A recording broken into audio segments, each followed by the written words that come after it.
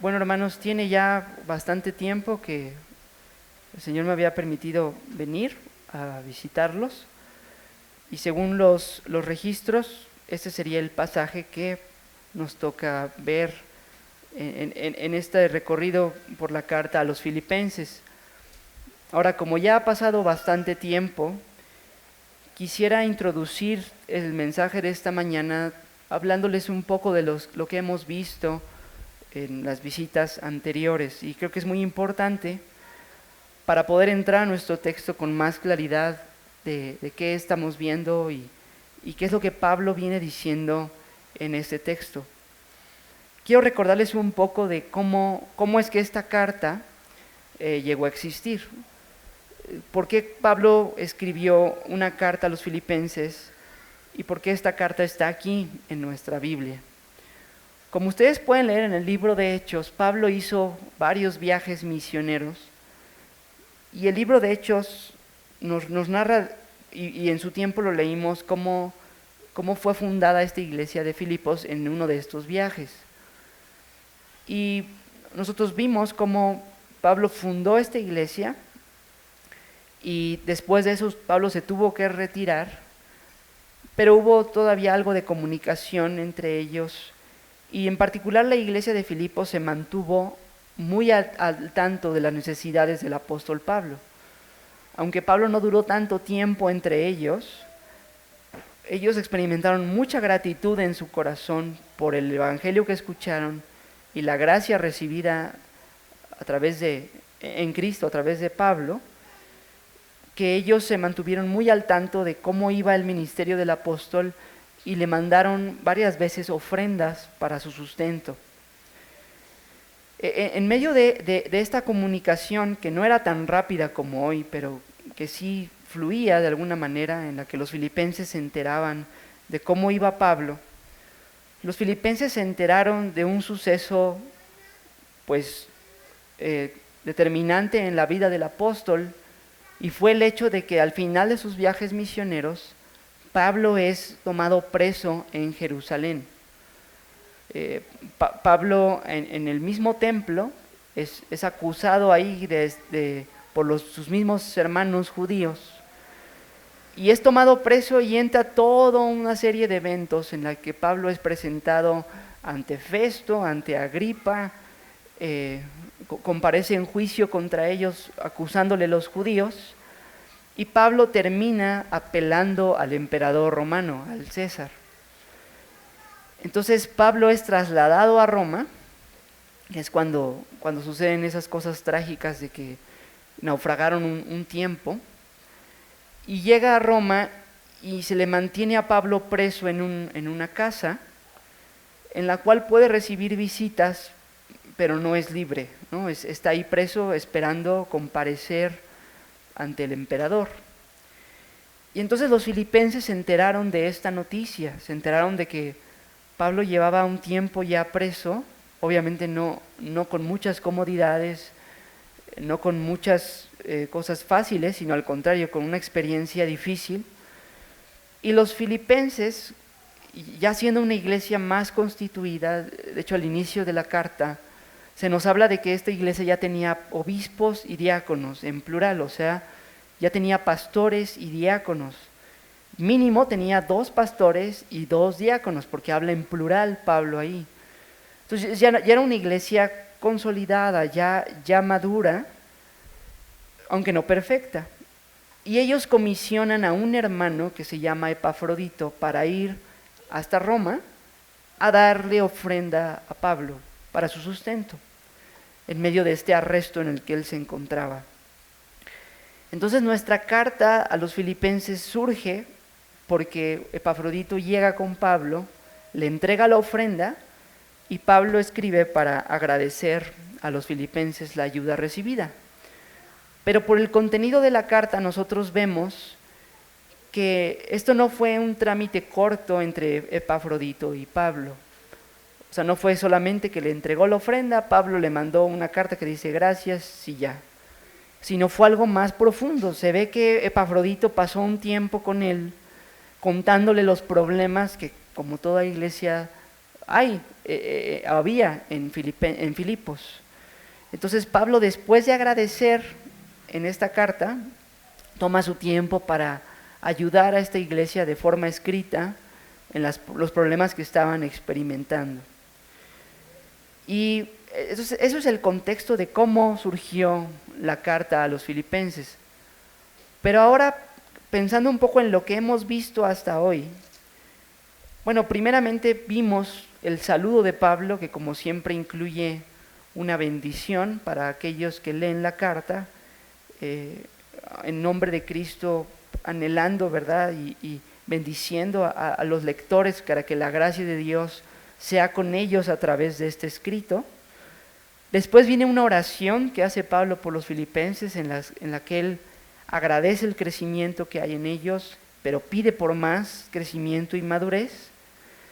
Y luego viene lo que llamamos un reporte misionero, es decir, un reporte en el que Pablo cuenta a los filipenses que están angustiados por cómo va el apóstol, un reporte de todo lo que ha vivido, y particularmente un enfoque correcto de sus experiencias, que aunque sí son muy difíciles, Pablo ahí es donde habla que para él el vivir es Cristo y el morir es ganancia, donde él muestra que aunque sí está sufriendo y aunque sí es difícil y aunque está en peligro de morir, Pablo de todas maneras mantiene su enfoque en Cristo y en su reino. Y después de ese reporte llegamos a nuestro texto de hoy. Así que nuestro texto de hoy comienza esta parte en la que Pablo ya va a empezar a atender los asuntos de la iglesia. Pablo ya agradeció la ofrenda, ya oró por ellos, ya les contó cómo va todo, pero ahora les va a exhortar, les va a animar, les va incluso a reprender para que puedan ellos perseverar y madurar como iglesia local. Así que el tono de este texto que hemos leído, de esos 3 versículos, es bastante imperativo, es decir, hay una carga de dirección, de orden, de exhortación de parte del apóstol, porque ya está atendiendo los problemas que había en la iglesia de Filipos. Entonces, para abordar nuestro texto esta mañana, vamos a seguir una estructura de 3 puntos, hermanos, que corresponde a las 3 cosas que hay en nuestro texto. En primer lugar, vamos a ver el mandamiento que Pablo da aquí en nuestro pasaje. En segundo lugar, vamos a ver la primera motivación para obedecer este mandamiento. Y en tercer lugar, una segunda motivación para obedecer el mandamiento. Así que esa es nuestra estructura. Un mandamiento y 2 motivaciones que Pablo da para obedecerlo. Vamos a iniciar considerando primero el mandamiento y vamos a dar lectura otra vez a nuestro versículo 27. Dice: solamente que os comportéis como es digno del evangelio de Cristo, para que, o sea que vaya a veros o que esté ausente, oiga de vosotros que estáis firmes en un mismo espíritu, combatiendo unánimes por la fe del evangelio, y en nada intimidados por los que se oponen. Toda esta sección es un mandamiento que Pablo da a los filipenses. Y el mandamiento que Pablo les da, como ustedes ven aquí en su versículo 27, comienza diciéndoles que ellos se comporten como es digno del evangelio de Cristo. Y esta palabra comportéis aquí, en el texto griego, es una palabra que tiene una connotación de ciudadanía. O sea, no es cualquier tipo de comportamiento el que Pablo está hablando aquí, sino un comportamiento conforme a una ciudadanía específica. Y creo que ese concepto no está tan alejado de nuestra cultura hoy en día, De alguna manera todos nosotros entendemos que nuestra ciudadanía determina nuestro comportamiento, ¿no? O a veces incluso, sí, el de dónde provenimos determina, por ejemplo, nuestro acento, cómo hablamos, las frases que decimos, incluso los movimientos que hacemos al hablar. Es esta idea en la que Pablo está mencionando aquí. Ellos deben mostrar un comportamiento que corresponde a una ciudadanía en particular. ¿Y a qué ciudadanía se refiere Pablo? Pues se refiere a la ciudadanía del reino de Dios. Ellos son creyentes, son salvos, por lo tanto han sido arrancados del reino de las tinieblas, han sido injertados en el reino de la luz, el reino de Cristo, y les está diciendo compórtense conforme a esa ciudadanía con una manera digna, ¿no? Como es digno del Evangelio de Cristo. Y este tema de la ciudadanía y la manera de comportarse lo entendían muy bien los filipenses. ¿Y por qué? Porque los Filipos era una colonia del Imperio Romano. Y realmente se dice que en Filipos había tanto esta pertenencia como al Imperio Romano de parte de los habitantes de la ciudad, que parecía que uno estaba en Roma aún estando allí, lejos de Roma. Incluso la arquitectura y otros aspectos de esa ciudad hacían que los filipenses se sintieran bien romanos. Y entonces ellos comprendían como filipenses muy bien este hecho de comportarte como alguien que pertenece a un reino lejos de aquí, aunque no estás tú en ese lugar, aunque no estaban ellos en Roma. Para los filipenses, ellos eran romanos, aunque no vivían en Roma. Entonces, Pablo trae este concepto que los filipenses conocían bien y lo trae aplicado a la vida del creyente, porque nosotros, más o menos eso es lo que vivimos. Nosotros pertenecemos al reino de Cristo, pertenecemos al cielo, pero vivimos ahorita aquí en la tierra, ¿no? Estamos aquí conviviendo mientras Cristo reina. Todavía existe todavía el reino de las tinieblas a nuestro alrededor. Claro, ha sido derrotado por Cristo y cada vez el reino de Cristo va avanzando, pero experimentamos este choque de reinos, ¿no?, a nuestro alrededor. Y Pablo está diciendo a los creyentes, ustedes tienen que comportarse como ciudadanos del reino de Dios, aún en medio de esta interacción con el reino de las tinieblas. Y Pablo no solamente dice, compórtense de esta manera digna del Evangelio de Cristo, sino Pablo nos dice particularmente a qué se está refiriendo. Si se fijan ahí en nuestro versículo 27, Pablo dice, más o menos a la mitad del versículo, que él quiere oír de ellos que están firmes en un mismo espíritu, combatiendo unánimes por la fe del Evangelio. Y Pablo dice esto aquí, hermanos, precisamente porque cuando nuestro Señor Jesucristo resucitó de entre los muertos y ascendió al cielo, como lo comentamos en la meditación, Él fue exaltado como Señor del cielo y de la tierra, como el Mesías. Y el reino de Dios fue inaugurado con la primera venida de nuestro Señor. Y el reino de las tinieblas recibió un golpe mortal cuando Cristo en la cruz aplastó la cabeza de la serpiente, como decía la profecía. Sin embargo, aunque la cabeza de la serpiente fue aplastada, aunque el diablo fue derrotado, o en otros textos habla de que el diablo fue atado, sin embargo el diablo está presente aún, y su reino presente aún, y hacen una lucha y una guerra ante la expansión del reino de Dios. Ahora, no nos confundamos, la lucha que hay de reinos en nuestro mundo no es entre reinos iguales. sino entre un reino vencedor y uno perdedor. Un reino con una victoria asegurada y un reino con una derrota asegurada.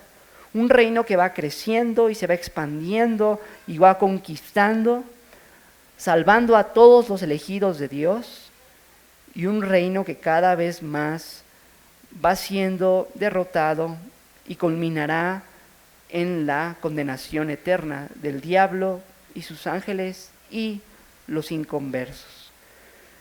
Pero mientras llega el día de la consumación, mientras llegue el día de la segunda venida de Cristo, nuestra realidad va a ser este choque de reinos, esta confrontación del reino de la luz con el de las tinieblas y de los miembros de ambos reinos. Entonces, la iglesia desde sus inicios empezó a vivir estas confrontaciones que leemos en el libro de Hechos, este choque de reinos. Y este choque obviamente pues no es agradable, no es una situación cómoda de vivir, y por eso Pablo les dice que él quiere oír que ellos están firmes en un mismo espíritu, combatiendo unánimes por la fe del Evangelio. Pablo lo que les está mandando aquí a los filipenses es que ellos no sean pasivos en este choque de reinos, que ellos no sean meros espectadores, sino que ellos combatan, dice aquí, combatiendo unánimes, juntos como iglesia local, combatan juntos por extender el reino de Dios en su ciudad. Juntos como iglesia, esparciendo el Evangelio, teniendo también un testimonio congruente con esa profesión, alcanzando a todos los escogidos de Dios que hay en esa ciudad. Entonces, esa es la vida digna del Evangelio a la que Pablo se refiere aquí, que los filipenses deben tener. Una vida dedicada a expandir el reino de Dios, combatiendo en medio de esta oposición. Y fíjense que el versículo 28 añade un poco de más detalle, al decir, y en nada intimidados por los que se oponen. Porque como les digo, los creyentes experimentan esta oposición por parte del reino de las tinieblas. Y obviamente esta oposición produce a veces temor, produce a veces incertidumbres, y ha llegado incluso a quitarle la vida a muchos creyentes en la historia de la iglesia.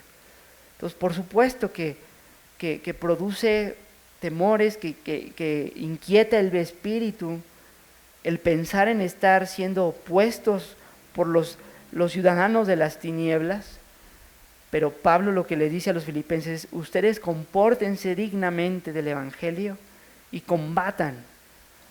Claro, no está hablando de combatir con armas, hablando de hacer daño a las personas, sino combatir con las armas del Espíritu, con la palabra de Dios, expandiendo su palabra, alcanzando a los escogidos de Dios. Así que ese es el mandamiento que Pablo presenta aquí. Y obviamente debemos suponer que en ese momento había oposición. Los filipenses estaban probablemente viviendo o a punto de vivir o acababan de vivir una persecución algo fuerte y necesitaban ser animados a no echarse para atrás, a ser animados a no cesar su labor de expandir el reino de Dios, incluso a costa de sus propias vidas. Y bueno, el mandamiento es claro, es contundente. Pablo acostumbra a ser así, decir tal cual, francamente, la palabra de Dios. Pero Pablo, inspirado por el Espíritu, no solamente da mandamientos. Y esto es algo que a menudo Pablo hace. Rara vez, si no es que nunca, van a encontrar a Pablo dando un mero mandamiento aislado. Normalmente Pablo, inspirado por el Espíritu, cobija los mandamientos con lo que conocemos como indicativos, con realidades, con verdades que soportan este mandamiento, que lo cobijan y lo presentan a nosotros de una manera preciosa. Claro, como un deber, pero a la vez como un deleite. Entonces, Pablo hace esto en este texto. Presenta el mandamiento, pero vamos a ver ahora dos motivaciones que Pablo da a los creyentes para obedecer el mandamiento. Vamos a la primera motivación. Ahí en nuestro versículo 28. Dice: y en nada intimidados por los que se oponen, que para ellos ciertamente es indicio de perdición, mas para vosotros de salvación, y esto de Dios. Fíjense lo que está diciendo aquí Pablo.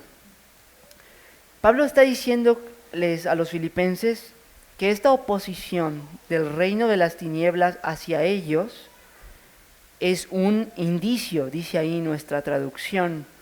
Esa palabra también se puede traducir como señal. La oposición que ellos reciben es una señal, un indicio. Y es una doble señal, dice nuestro texto 28. Por un lado, dice que es indicio de perdición para ellos. El ellos se refiere aquí a los que se oponen a la iglesia, a los que se oponen al avance del reino de Dios. ¿Y por qué es importante considerar esto, hermanos? ¿Por qué Pablo lo trae a la conversación?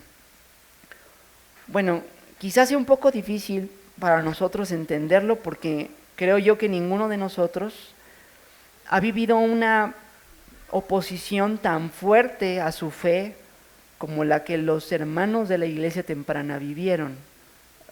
Aquí en México, en ciudades como Toluca, como Ciudad de México, no experimentamos una oposición al grado que estos hermanos estaban viviendo en el Imperio Romano.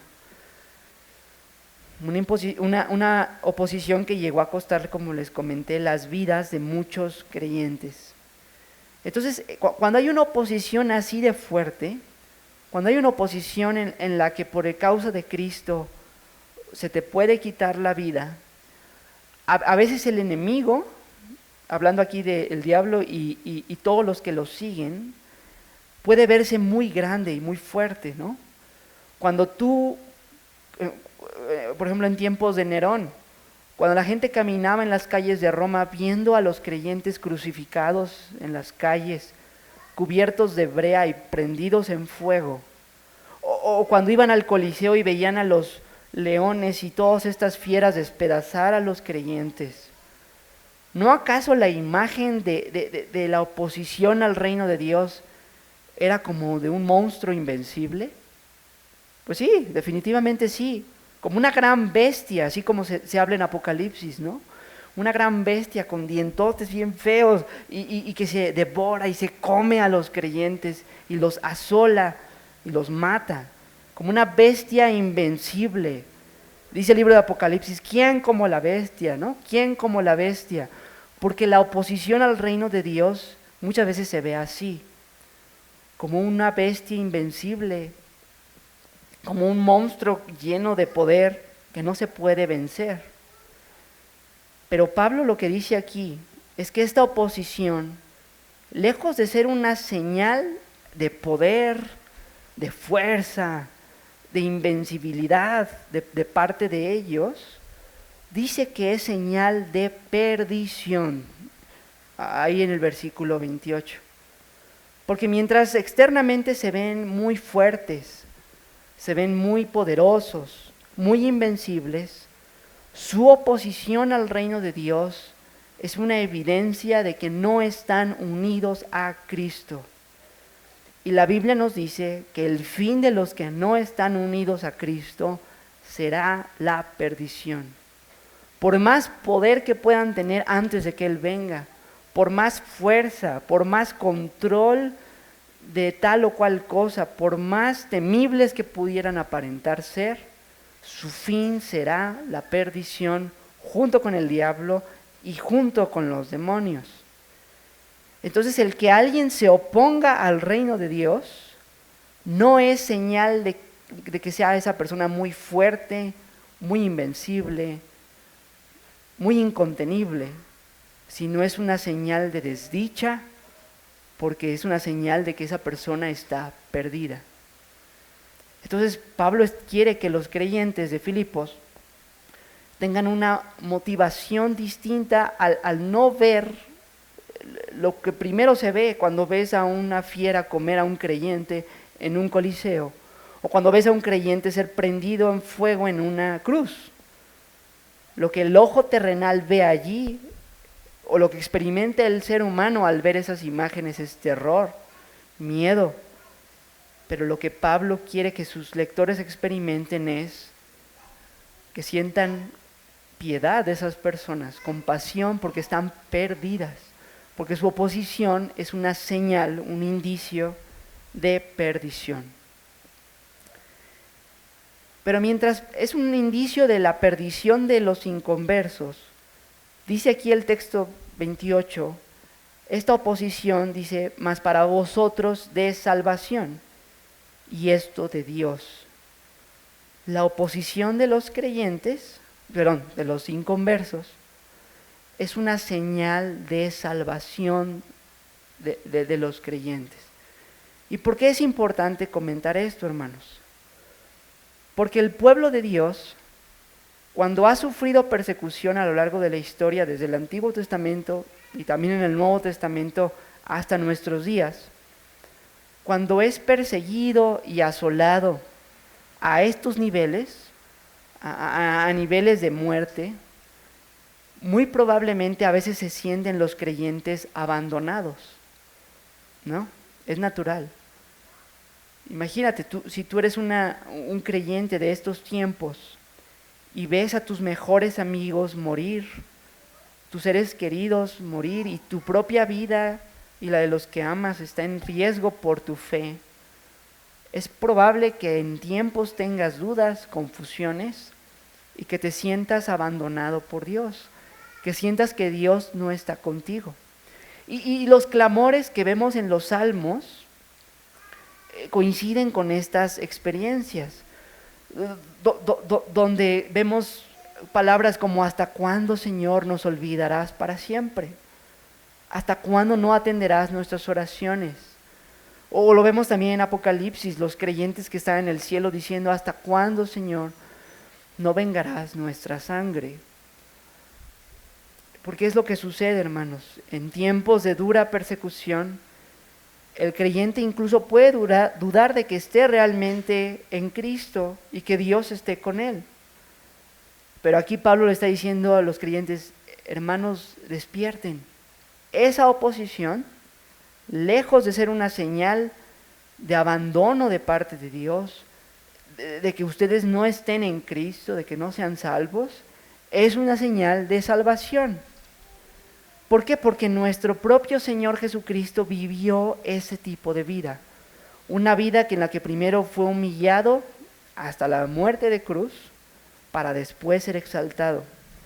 Y nosotros, la iglesia, en unión con Cristo, vamos a pasar por exactamente el mismo patrón. El patrón primero de humillación y cuando nuestro Señor regrese, de exaltación. Entonces, Pablo les está diciendo aquí a los creyentes, hermanos, el que sean perseguidos por el mundo es una señal de su salvación, es una marca invaluable de ser salvos. Porque, como dijo Cristo, si fuerais del mundo, el mundo amaría lo suyo, pero porque no sois del mundo, antes yo os elegí del mundo, por eso el mundo os aborrece. Así que Pablo está motivando aquí a los creyentes así. Hermanos, tengan una perspectiva correcta de esta oposición. La perspectiva correcta es que ellos están perdidos y que ustedes son salvos. Claro, quizás se ve muy poderoso el reino de las tinieblas, y hay veces en la historia de la iglesia que pareciera muy poderoso, pero la realidad es que es un reino derrotado, y que el reino de Dios no ha dejado de avanzar desde que Cristo fue exaltado a la diestra del Padre. El Señor soberano sigue avanzando y avanzando su reino y lo seguirá haciendo con victoria hasta el fin. Entonces, esta es la primera motivación, una perspectiva correcta de estas circunstancias de la oposición. Y vamos ahora a nuestra segunda motivación, que da aquí el apóstol Pablo. Vamos a leer el versículo 29 y 30 aquí. Dice: porque a vosotros os es concedido, a causa de Cristo, no solo que creáis en Él, sino también que padezcáis por Él, teniendo el mismo conflicto que habéis visto en mí y ahora oís que hay en mí. Quizás esta es la parte más difícil de nuestro texto y nuestro mensaje de esta mañana. Y espero el Señor nos ayude a entender lo que Pablo está diciendo aquí. La segunda motivación para enfrentar la oposición es que Pablo está llevando a sus lectores a considerar que a ellos les es concedido a causa de Cristo no solo que crean en Él, sino también que padezcan por Él.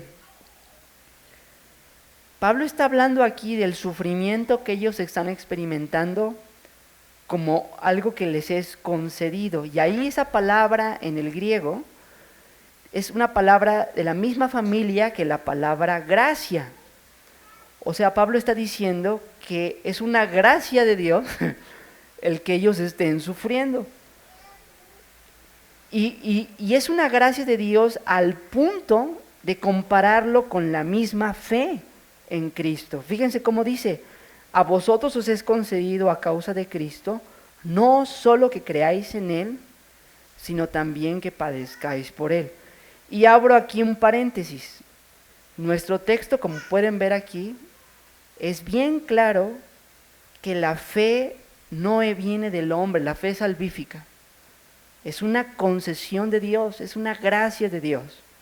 El hombre en sus delitos y pecados, precisamente porque está esclavo al pecado, no puede de sí mismo y por sí mismo creer. La fe, como dice este texto, es una concesión, un don, una gracia de Dios. Y es algo que mi iglesia y la iglesia de ustedes confesamos como una doctrina que está en la Biblia. La salvación es por gracia de principio a fin. No es 99% por gracia y solo 1% nuestra contribución al creer, sino la propia respuesta, la propia fe al Evangelio está incluido en la gracia de Dios al salvarnos. Claro, no significa que la fe sea ejercida por Dios en nuestro lugar. La fe sí es ejercida por nosotros, pero porque Él la produce en nosotros. Bueno, cierro paréntesis nada más para aclarar esa parte. Entonces, Pablo está diciendo que así como creer en Cristo es un don de la gracia de Dios, un don invaluable que recibimos en Cristo, así igualito es el sufrir a causa de Cristo. Y quizá en nuestras mentes, y espero que esto esté pasando ahorita en nuestras mentes, debe haber la pregunta: pero ¿cómo puede ser sufrir por Cristo una gracia, un don, una concesión? ¿Cómo puede ser algo bueno para mí como creyente sufrir por mi Señor? Bueno, hermanos, hay varias razones, creo yo, que podemos citar por las cuales es una gracia de Dios sufrir a causa de Cristo, que creo yo que Pablo tiene en mente cuando les dice estas palabras a los filipenses. La primera razón es porque el sufrir por Cristo es uno de tantos beneficios que tenemos en unión con Cristo. Como les dije hace rato, Cristo pasó por este patrón de humillación para después ser exaltado, humillación y exaltación. Y nosotros los creyentes pasamos exactamente también por este patrón, humillación, exaltación.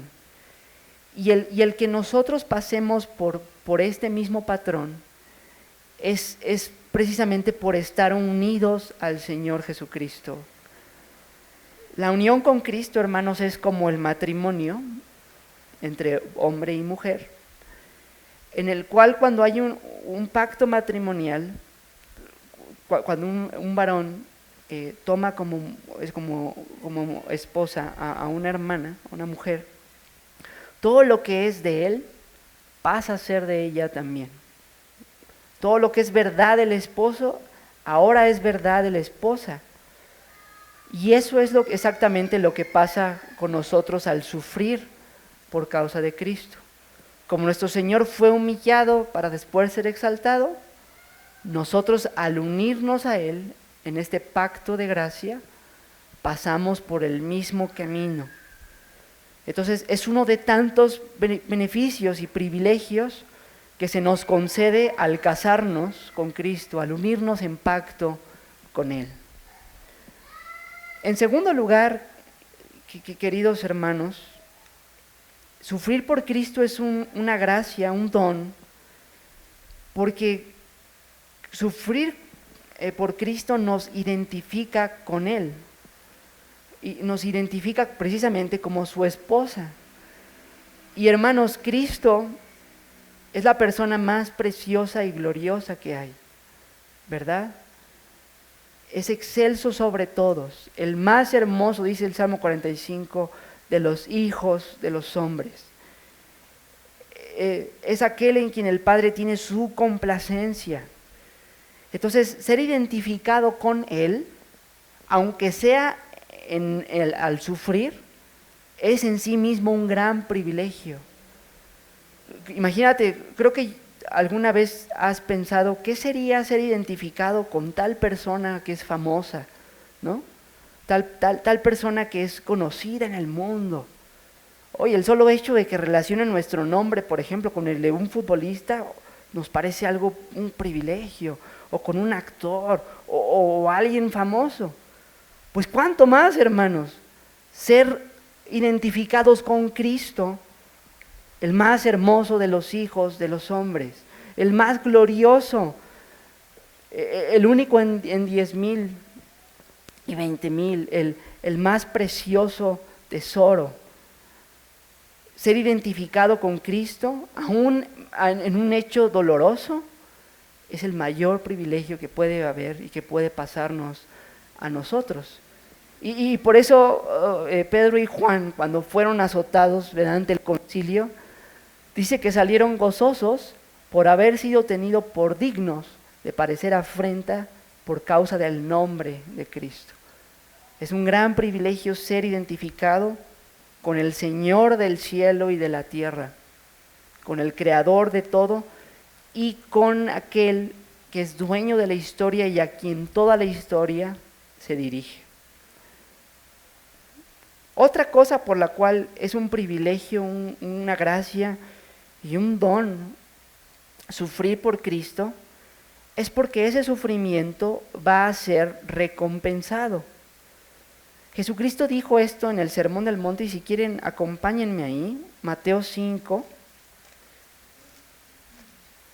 11 y 12.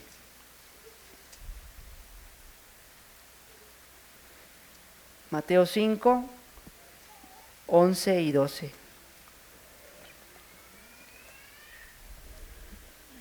Dice: bienaventurados sois cuando por mi causa os vituperen y os persigan y digan toda clase de mal contra vosotros mintiendo. Gozaos y alegraos, porque vuestro galardón es grande en los cielos, porque así persiguieron a los profetas que fueron antes de vosotros.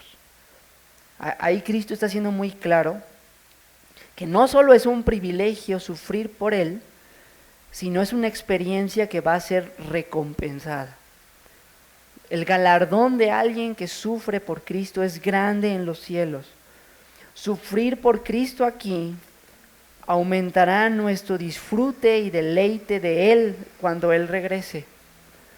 Cada lágrima en Cristo aquí será para experiencia mayor de Cristo cuando Él vuelva. Entonces, padecer por Él tendrá recompensa y por lo tanto es un don de Dios para nosotros. Y la última razón por la cual es una gracia padecer por Cristo es por, como dice Pablo en Romanos 8:28, a los que aman a Dios, todas las cosas les ayudan a bien.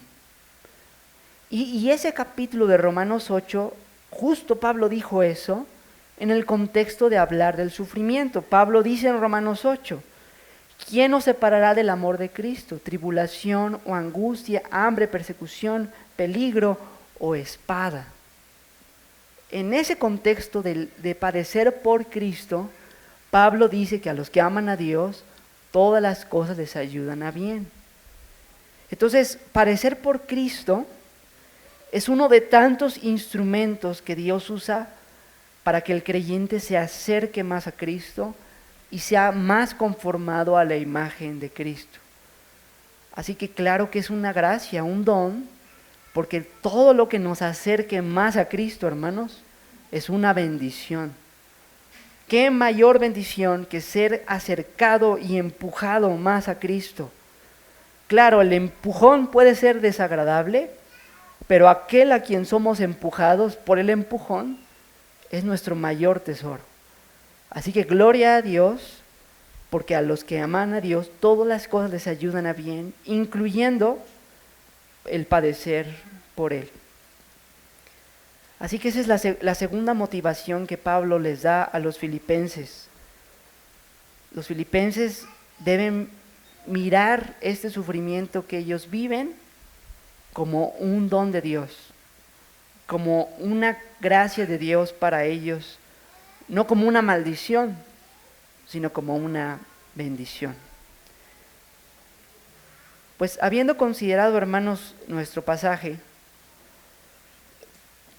vamos ahora a aplicaciones un poco más precisas a nosotros los que estamos reunidos hoy aquí. Primeramente a los que estamos en Cristo. Este texto pasa directo a nosotros en la misma intensidad y misma realidad como lo fue para los filipenses. Claro, vivimos en épocas diferentes de la historia y vivimos en quizás diferente tipo de oposición.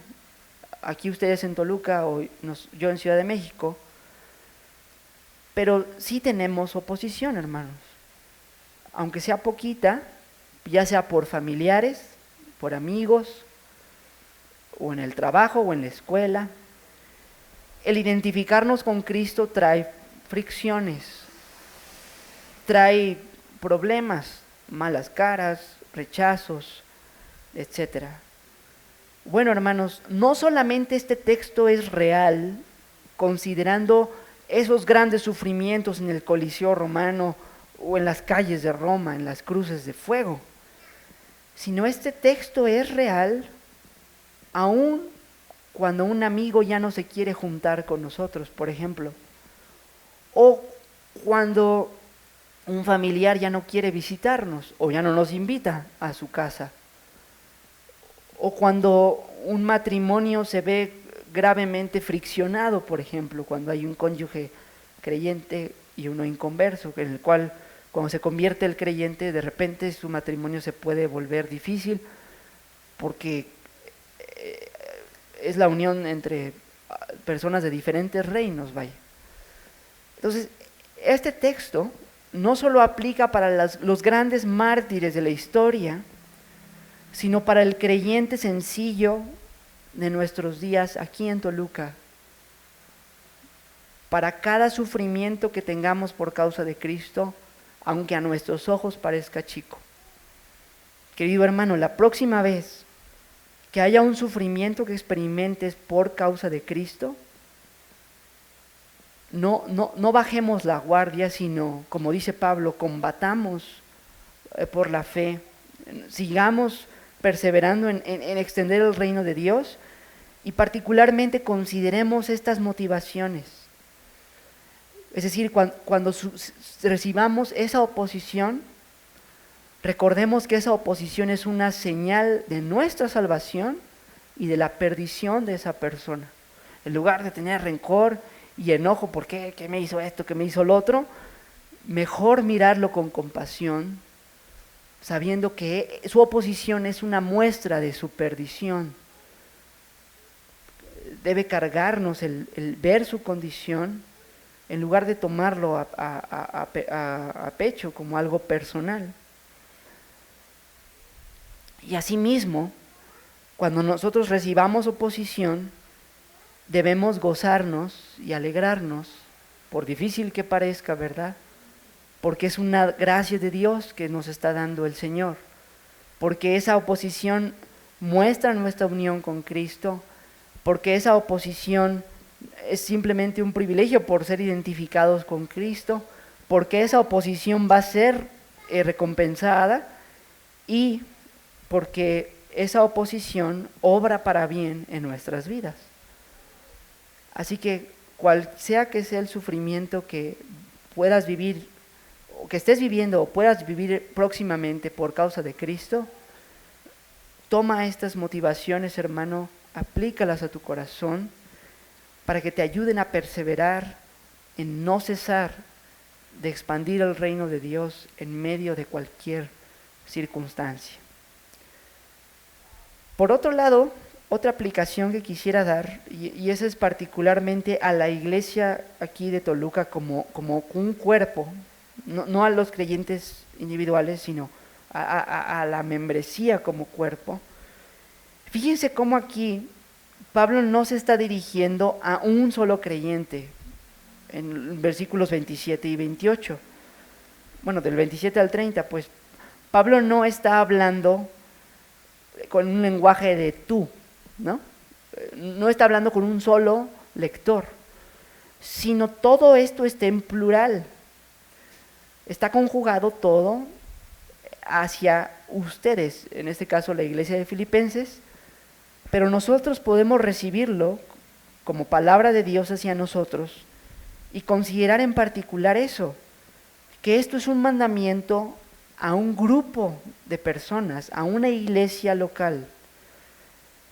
Queridos hermanos, la labor de extender el reino de Dios, si bien debe hacerse por cada creyente en lo individual, debemos verlo siempre como una labor corporativa, una labor que se hace como iglesia local, una labor en la que nos apoyamos unos a otros a realizar y nosotros vivimos el gozo de la expansión del reino y sufrimos juntos la oposición al reino. Y por eso, hermanos, es tan importante la unidad en una iglesia local. Aquí podemos ver, y de hecho es un tema que en Filipenses va a volver a aparecer, cómo la unidad de la iglesia sirve a la gran comisión. Una iglesia unida va a ejecutar mejor la gran comisión de ir y hacer discípulos, de ir y predicar el evangelio a toda criatura. Una iglesia fragmentada, una iglesia con problemas internos, no va a estar cumpliendo su labor de expandir el reino de Dios de la mejor manera. Entonces, este texto nos debe llevar a poner especial cuidado en la unidad de nuestra iglesia, en nosotros contribuir, ¿verdad?, a que nuestra iglesia cada vez sea más unida, a que cada vez nos amemos más unos a otros, nos sirvamos más unos a otros, para que unos a otros estemos expandiendo mejor, unos con otros, el reino de Dios en nuestra ciudad. Así que creo yo, hermanos, que estas pueden ser buenas aplicaciones para nuestras vidas, a fin de que como iglesia podamos extender mejor el reino de Dios. Y finalmente quisiera dar una aplicación última para aquellos que hoy estén aquí y no están en Cristo. Quizás si tú estás aquí hoy y no estás en Cristo, si no eres salvo, tú tienes que saber que hoy este texto habló de ti. Y quizá tú te preguntes, bueno, yo no escuché mi nombre en este pasaje. Y sí, es verdad. Pero aquí nuestro pasaje habló de los que se oponen al reino de Dios. Y la Biblia nos enseña que todo aquel que no está en Cristo está opuesto al reino de Dios. Claro, es verdad, no todos los inconversos se oponen de la misma forma al reino de Dios, eso es cierto. Hay inconversos, como lo era Pablo en su momento, que respiraba amenazas y muerte contra los creyentes. Pero hay otros inconversos que su oposición es más secreta, solamente en el corazón, interna. Yo les confieso, por ejemplo, yo fui inconverso como niño y como joven un buen tiempo, y cuando mi mamá me llevaba a la iglesia, yo nunca le dije nada feo a un cristiano, por ejemplo, o nunca insulté a un cristiano, o nunca le provoqué un daño externo, pero en mi corazón, pues no me caían bien los creyentes. Yo no amaba a los creyentes y yo los menosprecié en mi corazón. Y eso, hermanos, también es oposición al reino de Dios. Entonces, toda persona que no está en Cristo tiene oposición en su corazón hacia el avance de Cristo, porque en última instancia tiene oposición a Cristo mismo. Como Cristo le dijo a Pablo cuando se lo encuentra camino a Damasco: Saulo, Saulo, ¿por qué me persigues? La oposición en última instancia es contra Cristo, porque el inconverso está enemistado con Dios. Así que tú, querido amigo que no eres salvo, es duro escuchar esto, pero es la realidad. Tú estás enemistado con Dios y con su iglesia, aunque sea en un modo oculto y que nadie pueda ver, pero que sí está aquí en el corazón. Y como dice aquí en nuestro texto, esa oposición es indicio de perdición tuya. Ese rechazo hacia la iglesia, ese rechazo hacia el reino de Dios, no es otra cosa que una muestra de tu oposición al Señor y de tu condenación, de tu perdición. Todo esto es para decirte que si tú no estás en Cristo, estás perdido. Pero, gracias a Dios, hay esperanza. Porque todos los que estamos hoy en el reino de Dios, en un momento estuvimos así como tú. Los que hoy estamos en Cristo, hubo un tiempo en el que estábamos fuera de Él, opuestos a Él. Y que estuvimos en tu misma circunstancia. Y queremos darte una buena noticia esta mañana. Hoy puedes tú pasar de estar en el reino de las tinieblas al reino de la luz. De estar fuera de Cristo a estar unido a Cristo. Y la gran noticia que te queremos dar es que para que suceda este cambio, Dios no te pide alguna contribución de tu parte. Dios, al llamarte de las tinieblas a su luz admirable, no te está pidiendo que tú lo consigas por ti mismo, que tú venzas tus propias tinieblas por ti mismo y que tú hagas brotar la luz de tu interior. Más bien el Evangelio nos presenta a Cristo, la verdadera luz del mundo, que alumbra a todo hombre. La luz gloriosa que cuando la podemos ver por el Espíritu cautiva todo lo que somos y nos hace abandonar las tinieblas. Querido amigo, esta luz verdadera que es Cristo vino a este mundo y en este mundo vivió como hombre y vivió una vida perfecta en nuestro lugar para que su vida perfecta fuera atribuida a cuenta nuestra. Y después de vivir perfectamente, murió en la cruz para pagar nuestra rebelión, nuestros pecados, nuestra oposición a Dios.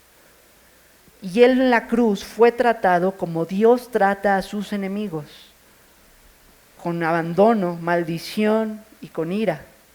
Con ese castigo eterno que Dios dará a sus enemigos, con ese castigo Dios castigó a su Hijo en la cruz. Y Cristo absorbió y pagó todo ese castigo en ese monte Calvario. Después de pagar en la cruz, Cristo fue sepultado en una tumba y al tercer día, venciendo al pecado y la muerte, volvió de los muertos y vivo para siempre, volvió al cielo y fue declarado Señor y Cristo. Y el mensaje de Dios para todos ahora es que todos los pecadores, los opuestos a su reino, que abandonen su guerra, que se rindan, que se arrepientan y pongan su fe en Cristo. Si tú confías hoy en Cristo, si abandonas tu rebelión y miras a Cristo y confías solo en Él, serás salvado y serás trasladado de las tinieblas a su luz admirable. Tú no tienes que vencer tu propia rebelión por ti mismo. La gran noticia es que aún el poder para vencerla está en Cristo. El perdón y la libertad del pecado, ambas cosas vienen de Cristo a nosotros y son recibidas solo por fe. Así que, querido amigo, arrepiéntete de tu rebelión y recibe por fe el perdón de todo lo que has hecho y la libertad de tus pecados para que puedas vivir para Dios y gozar de Él para siempre. Vamos a terminar aquí. Vamos a orar.